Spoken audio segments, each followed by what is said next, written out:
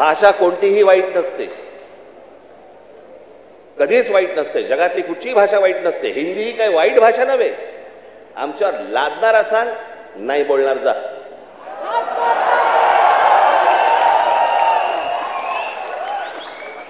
आणि लहान मुलांवरती तर नाहीच नाही. काही विषयच येत नाही या गोष्टींचा.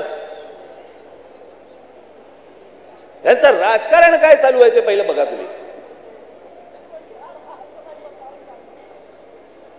हे या सगळ्या गोष्टी मी तुम्हाला आत्ताच सांगतोय. मी माझ्या पत्रामध्ये पण दिलं होतं, आम्ही हिंदू आहोत, हिंदी नव्हे.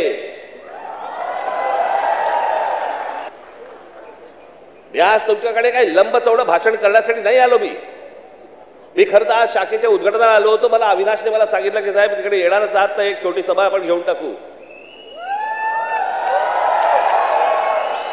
पण मला तुम्हाला जे सांगायचंय ते हे सांगायचंय की तुम्ही सतर्क असले पाहिजेत.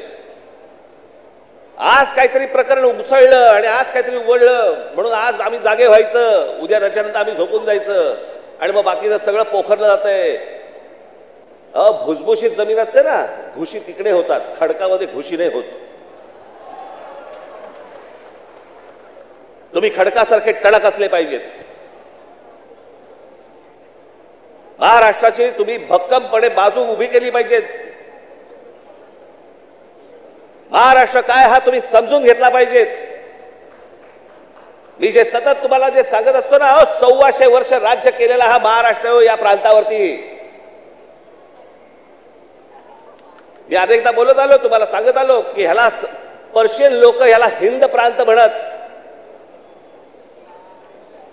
छत्रपती शिवाजी महाराजांची घोषणा पण काय होती? हे हिंदवी स्वराज्य व्हावे ही नव्हती, हे हिंदवी स्वराज्य व्हावे ही होती. या हिंद प्रांतावरती आमची सत्ता असावी. हा संपूर्ण हिंद प्रांत आमच्या हातामध्ये असावा. बाहेरच्यांनी येऊन आमच्यावरती इथे सरकार स्थापन नाही करायची. आम्ही कोणी गुलाम नाही आहोत. या प्रांतावरतीचा अधिकार कोणाचा असेल तर तो आमचा आहे.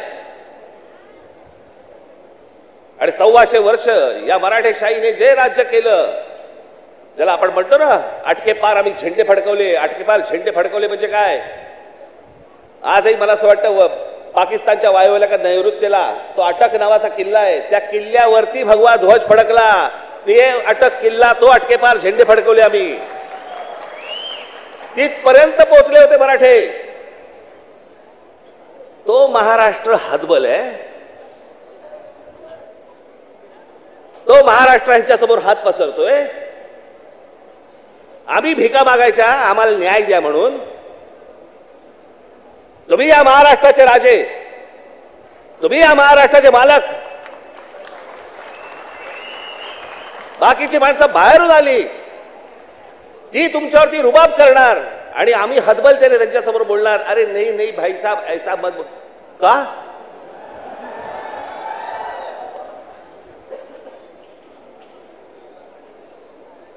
स्वतःहून काही करायची आपल्याला गरज नाहीये.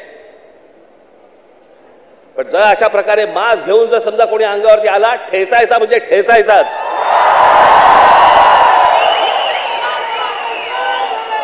त्या दिवशी तो कोणतरी भारतीय जनता पक्षाचा एक खासदार,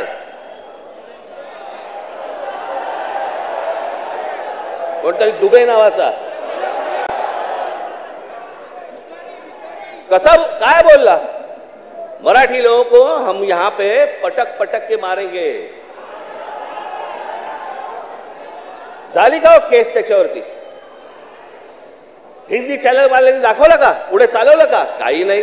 बघा कसं असतात, कसे असतात ते बघा. तू आम्हाला पटक पटक के मारणार दुबे? दुबेलाच मी सांगतो, दुबे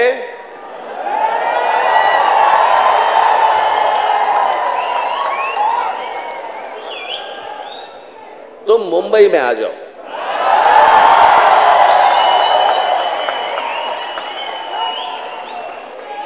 मुंबई के समुंदर में डूबे डूबे कर मारेंगे.